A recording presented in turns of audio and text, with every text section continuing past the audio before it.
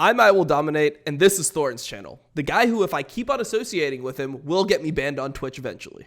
Some energy drinks are an abomination. They make you feel like you go super high, and you feel all jittery, you get the strange heart palpitations, or you feel irritable is one thing I've found with some of them. Then you have the horrible crash.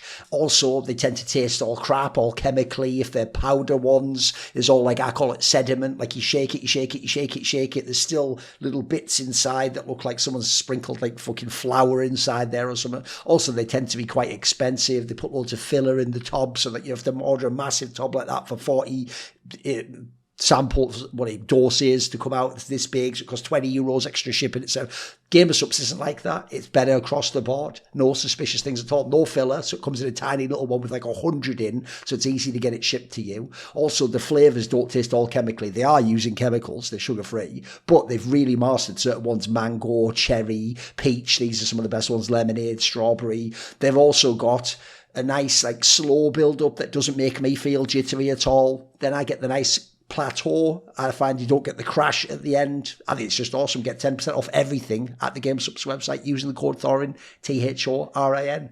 Now, there have been plenty of things that were suspicious in League of Legends competition or Riot decisions or things where I think they just ignored conflicts of interest, people having like ownership in a team and then signing their boyfriend to the team, people doing things like intentionally, seemingly not allowing a player to sub himself out, but then going, we need an emergency sub, this guy can't play. There's the time over in Korea, you might remember, let's say it was over 10 years ago, that a massive Korean organisation, I'll just say, had two teams. Like a lot of them were want to at the time. You had like the main team and then you had the sister team. And let's just say the sister team was actually better, despite the main team being one of the best in the whole world. And magically, when the sister team was in a winning position, they just inexplicably lost a game that allowed the main team to get out and into the playoffs, which was really big for PR. And in fact, both teams got out. So there have been so many things. There's also behind the scenes stories of match fixing and betting. Like, for example, a famous player you might know who came to Europe from the LPL, he got wrecked for match fixing, seemingly for being a whistleblower. That seemed to be what got him wrecked, was that he got punished for actually trying to whistleblow on other people. So, and even maybe got him a ban, let's say. So across the board, there's been so much fuckery from Riot things over the years that actually the one I'm going to bring up today seems like it just largely went under the radar. People maybe grumbled a bit at the time, but because this took place in 2022, when sadly for Americans, it was still in the Lakoof era where you had to pretend Ebola had taken over the world and everyone would immediately die with fucking blood pouring out of their eyes if they didn't inhibit their breathing, stay at a certain pace away from each other, take potentially medical interventions. Because of that whole topic, this is obviously going to be about what I think is an abomination. It is actually the most bullshit competitive integrity event maybe ever in the history of League of Legends, especially on the level of Riot Games and their international competitions. And this is going to be about MSI 2022. I think it's actually insanity that this take is accepted, that this event is accepted as a legit event where the results are just legit. And in history, we're not supposed to put a massive asterisk and always mention that the team that won the event, listen to me very carefully, the team that won one of Riot's major international LAN tournaments, LAN stands for Local Area Network, and is the notion you're not playing over the internet, except obviously you connect to a server, but they actually take physical servers to international events when they're Riot events, if you don't know. This isn't some EMEA shit. They actually had a team win the event remotely over the internet and forced the people playing them to use artificial ping to mimic the ping disadvantage that team would have had. Or are you ready for the piece that is the cherry on the top of the shit cake of conflict of interest and insane, I think, just fucking competitive integrity violations? The team that was allowed to win while playing remotely from another fucking country was the Chinese team. China, of course, being the country that has Tencent, the company that owns League of Legends and Riot Games. So you could say that's an enormous conflict of interest. So that one just takes the cake for me. What's funny is if you're a T1 fan, you should be on my side for this one. This was absolute bullshit. In some senses, yes, it was a robbery, wasn't it? But some reason it's just accepted. So let's just quickly run this down. Remember, Even back then in 2022, remember the dope MSI format started in 2023, the one that JDG won, and then the last two have been won by Gen G. The double elim one that mimics sort of a bit of the TI format that I like. This is the old MSI we're talking about, the one where it's just like group stage with like round robin into the 14 playoff. That's a single elim, BO5s. And basically, back then, you only get one team from each region. And so as a result, realistically, what made that a weaker format was it basically almost every final just became China versus Korea. And essentially, if you don't have China or Korea, the event would be completely kneecapped and become significantly less interesting. And in fact, if you don't have China specifically, you will lose the majority of the viewership of the event, which is China at the moment carries viewership in League of Legends. Korea is certainly very good as well for the big finals, but China is absolutely fucking enormous for League of Legends. So let's consider that even back then, MSI was, in theory, the second most important event of the year. It was the second big international event that Riot did back then. They only did Worlds and MSI. They didn't do All-Stars anymore, and there was no first stand, etc. And even with that format, as I say, very significant tournament for China in general and for League in general. And in fact, for China, even culturally, it was the first international tournament in the Riot circuit where they were able to properly beat the Koreans and win it, wasn't it? Because if you go back to 2015, famously, even though that's the year that every other tournament was won by T1 and Faker, that was the tournament where, thanks to the fuckery of Koma and EasyHoon, EDG with Deft and Pawn and Klaylov were able to shockingly win that MSI, weren't they? And blow everyone's minds, and suddenly they were on the board. Well, that was in 2015. It wasn't until 2018 that, then again, MSI was also won by a Chinese team. It was won by Royal Never Give Up with Uzi I when he was in God mode on Kai'Sa, wasn't he, against Longju? But then it wasn't until that Worlds, so 3+ years later than the first MSI win, that China wins the wins Worlds. That was when IG won Season 8 Worlds, then Season 9 Worlds was won by FPX, then you go forwards to Season 11 Worlds was won by EDG. So if you go back, MSI, very significant to Chinese cultural history, to the viewership, etc. So the problem I have is this. Let's just go and look at this event for a second. You even see here, it even says event type offline online. Now that has never been the case ever for any major LAN tournament in League of Legends history. And in fact, there's even going to be some context and information that's going to show what an insane both conflict of interest and competitive integrity violation this event was by the fact that you let one of the teams, a favourite no less, just play online from another country. You can see it took place in May over a couple of weeks of 2022. It's a bit earlier in the year. And it was won by Royal Never Give Up. They were the champions of Korea at the time. This is when they were loaning Bin from, and they had Wei, who obviously is now in IG. They had Bin, who was temporarily being loaned from, I can't remember what team he was on at the time, but he was being loaned to the squad. Zhao, who was back in mid. This wasn't the year before. It was 2021 was the one where he beat Damwon, and he was top laner, was probably the best player in the world and the best top laner in the world to play all those amazing Lucian shot calling games. This is when Gala was still a stud. You had a very good roster. You had Kenju, and Tabeo with the coaching staff. Quite a successful pairing there. Two of the best of all time to work in the LPL. T1, obviously, this was the first year they had the full lineup of ZOFGK. Remember, they hadn't used Zeus at Worlds the previous year, but they'd had the rest of the players, and Gumiushi had been subbing in and out for Teddy. But this is the first year they used the full roster. They'd won the first split. It was actually the one LCK split that 5-man roster ever won. They were dominant. They came into this. They were the favourite in theory. This is where Paul took over as the coach. If you remember, this is the one where G2 had brought in Flacker and Targamas because Perks had, Reckless was the one initially, obviously, who was in the squad the year before. They'd let Mickey X go, they'd let Wonder go, they kept Yankos and Caps. EG was there because they shockingly won that first split with Jojo Pion, where they had Inspired. PSG Talon, this wasn't one of their better rosters. I mean, you can see there's no Maple. The rest of the squads, who really gives a fuck about them, you get it. You played the group stages. RNG cleared up 6-0, 6-0.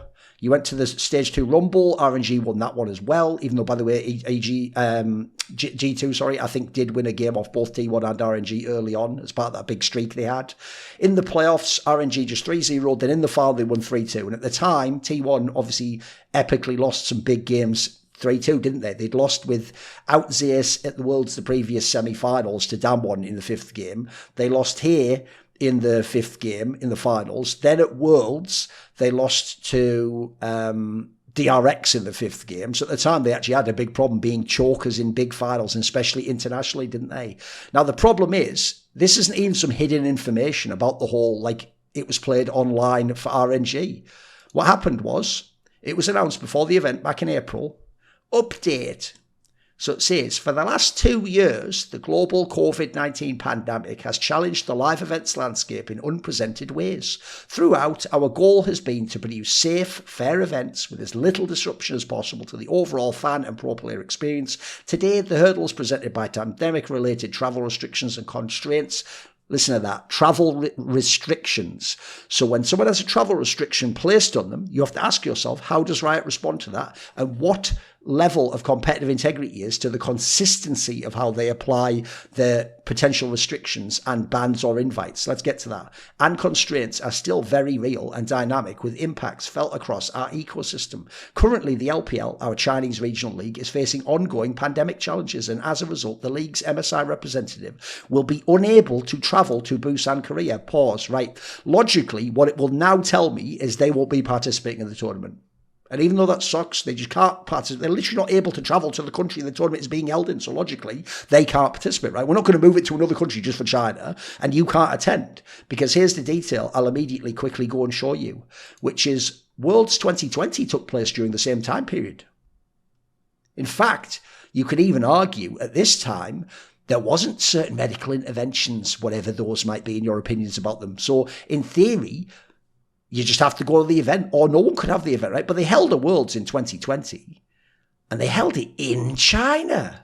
So MSI 2022, Korea, Worlds was in China. Now think about how significant China was within the storytelling, no matter what year you were checking in on the news, about this specific cough that was making everyone not able to attend events and have to have all these disruptions and travel restrictions, right? So in late 2020, there was an event, Worlds, in China. And then I'm just going to go down. Look at this here. In the prize pool, it says Vietnamese teams will be given compensation equal to 2.1% of the prize pool to account for them not being able to attend due to travel restrictions. Sorry? So when the same thing was going on in 2020, and it was in China, and it wasn't Korea that couldn't attend. Chinese teams were already in China, so they could attend. It wasn't Europe. It wasn't even NA. It was just little Vietnam, the VCS.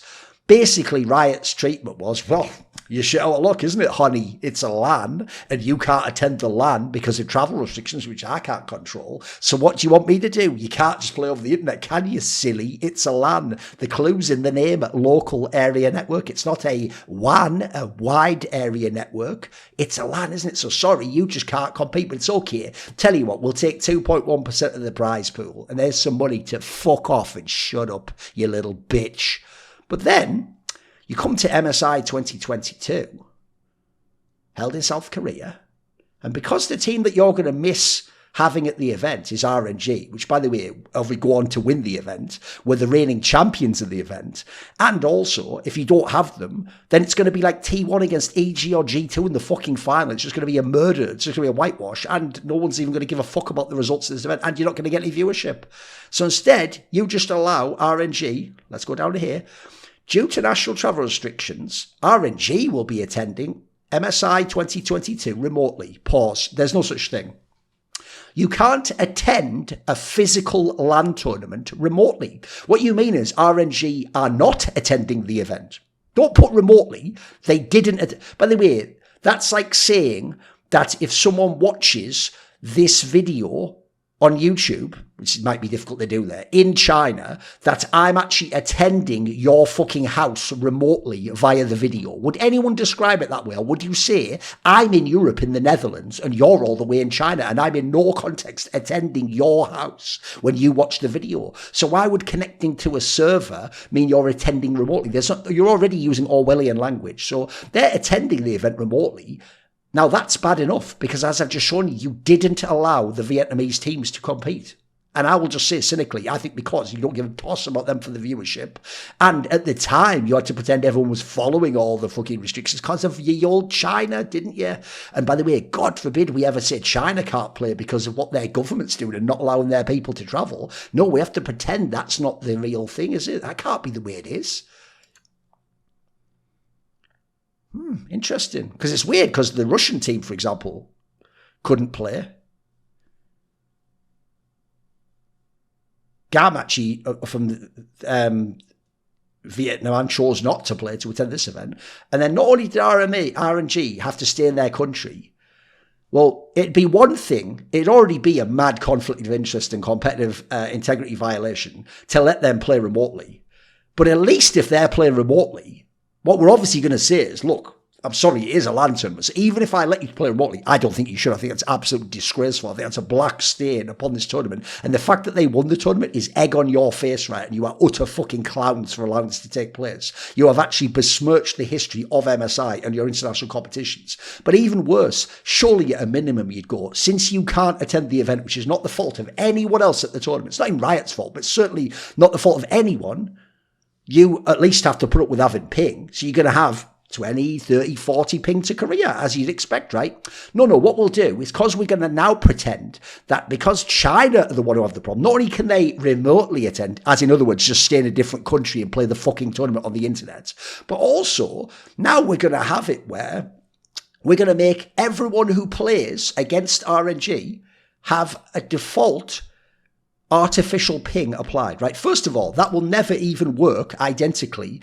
to how ping works for you actually being a certain distance away from someone and not able to get the ping lower, because your success isn't going to be the raw number. It's going to be based on like the routing, how good is the pathing, what kinds of cables is it going through, what kind of server does it go through, packet loss, etc. Artificial ping is going to work very differently. It might even feel like you're a bit laggier, but it might be a lot better.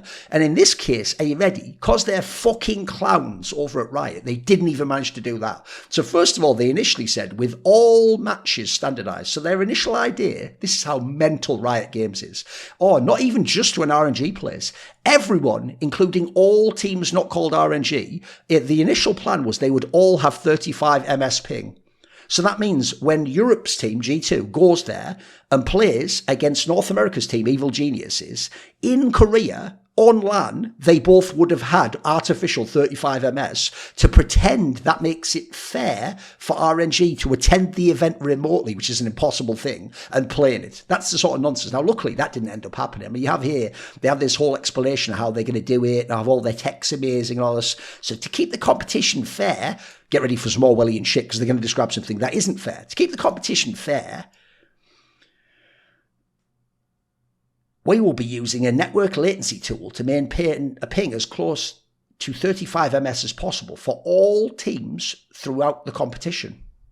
And they then brag about the fact that in an online tournament that took place in 2020 when MSI was cancelled, that they used this, except the problem is both sets of people aren't playing on the internet in this same scenario, are they? It's a LAN tournament, you fucking idiot. Then you have the audacity to say, to keep it fair, then you even say, to ensure the competitive integrity of the competition, all MSI teams will be able to practice on this. Right.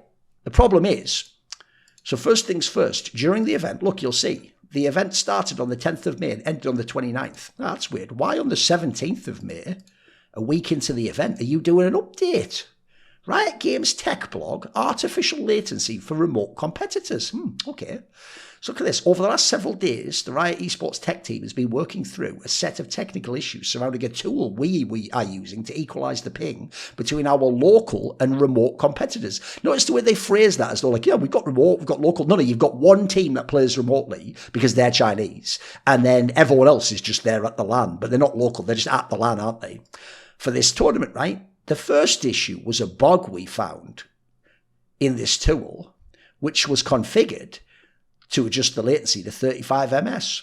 The bug manifested, get ready, as excess ping for players in the venue in Busan, Korea. Their actual ping was higher than the 35 MS displayed on their screens. In effect, while the players in China were playing with 35 MS ping, the ping for the players in Busan was higher. Unfortunately, the issue was not discovered before the start of the event. Now remember, they already bragged about having the tech in the last thing to do all this, and that this would make it fair and it would allow like the competitive integrity to be maintained. They then found out part way into the event that the stupid artificial ping, which already isn't fair because you're punishing people who attended the event to make it fair for someone who couldn't attend the event, and by the way, as a result, shouldn't even be there in my opinion. You then, it turns out, were giving an advantage to the team from the country that owns Riot Games and all of League of Legends and has brute forced their way into a LAN tournament they can't even physically attend as a LAN tournament. We're also going to give them actually a ping advantage.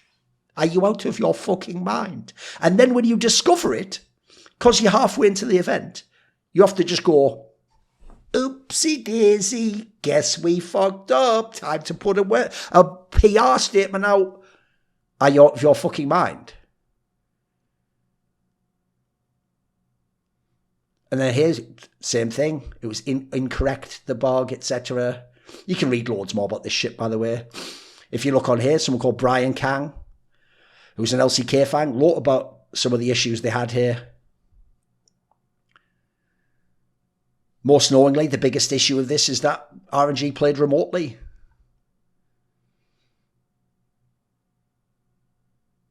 As he says here, this is an issue because this has never happened before. In 2020 and 2021, MSI was cancelled for everyone. These tournaments were held, but by the way, VCS couldn't attend some of these tournaments. Then they had the fixed ping. The first issue was ping for Koreans is 5 to 10 ms. For pro players who are in Seoul, 2 to 5. Right, that means you've played, if you're Korean, your entire LAN career on 2 to 5 to the internet for solo queue, which is basically LAN, and just LAN. So you've never played on 35 ms in a competitive game on what would be a LAN. So already you're at a massive disadvantage if you're T1, G2 and NA play. They have to play on their own servers. But if you're the people from T1, you're at an insane disadvantage. It's incredibly unfair to you. So it says here, be a handicap to the players, especially Korean players who are adapted to such a fast ping. And by the way, the difference between 2 ms and 35 is fucking enormous.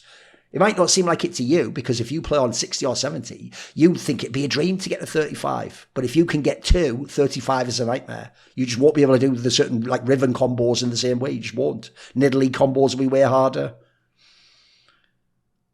Meanwhile, it's true, RNG already plays with a similar ping to Korea for solo queue, which a lot of the top players would play in. By the way, well-written article. Similarly, if you go to here, even the eye overview gets it right. They talk about how the ping wasn't even consistently achieved. I think also they intended it to be for everyone. Then it was discovered it was slightly higher, giving an advantage to RNG. Then they made RNG replay their group stage games. But the problem is that can't take back a bunch of these other things. And so people like Inspired commented on the ping. It didn't feel stable.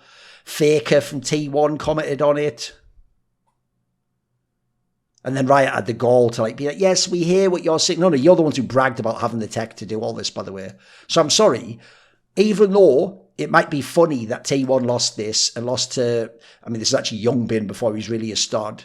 He's still an up-and-comer at this point in time. I actually think this is absolute nonsense. I'm sorry. On paper, for me, T1 basically won this tournament. Like, RNG should not have been allowed to attend. They didn't attend. Then also, the ping thing's nonsense. If anything, they should play on ping and then everyone else should be on 2 ms. So they should be fucked. And then secondly, you're making it so the teams that aren't the Chinese team potentially have the worst ping setup. And then they're playing on a ping setup that's nothing like what they normally play on, even though they're in Korea and they're not the ones who've had a problem attending the event. So why do they get punished on a ping they would never play any other tournament in their entire career on? It's outrageous. Like, I actually think this is a true abomination. That's why I didn't just say, like, it's fucked up. This should not exist. This is a black stain against Riot forever. They've got some in Valorant as well that were crazy ones. Like during the same Lekoof era, they had stuff where people were playing with like windows open that were freezing cold in Germany and stuff. So they had some madness going. People playing from hotel rooms that had a different setup because they popped on the test while other teams played from a studio setup, which was a different vibe. And again, they had their own internet issues at qualifiers and Valorant. So they've had loads of them. I think this might be one of the worst examples of corruption because it ties to it's China, it's Tencent. We have to pretend it isn't. We have to pretend, even worse, they have the gall. Riot, the worst thing about Riot is this. As they're fucking you, they'll fake a reach around as they're just like punching you in the back of your head like a fucking Mario Yamazaki fight in the UFC as they're fucking you up the ass, giving you no reach around, but telling you, I am giving you a reach around now by making things fair and ensuring competitive integrity. Do you enjoy this reach around? Straight to the back of the head, straight to the back of the head, straight to the back of the brainstem. That's the worst thing about Riot. They always have the goal where they have to like some Soviet commissar, make you tell them that they're the one that was in the right and that they didn't do anything wrong and that they're the fair one and you're the corrupt piece of shit. Like, they have to pretend it's fair. They even dare use that wording. They have to pretend they care about competitive integrity. They obviously don't. And as a result, they allowed essentially their paymasters to have their team play from another fucking country, win the event with ping advantage and all sorts of shenanigans and bullshit. And the ping was unfair anyway because people didn't fucking play on that, do they? So this event never should have been, or if it had, it should have been only Korea, Europe, North America, anyone else who could attend, and no China. Tough shit, you can't attend the event. We're not your fucking government. But then again, this is one of those times you just ask yourself that question. You know, the saying goes that to work in China in any context, you have to have like Chinese business partners, or in the case of like massive companies, maybe they even have to have a CCP, Chinese Communist Party person connected with the board or overseeing things.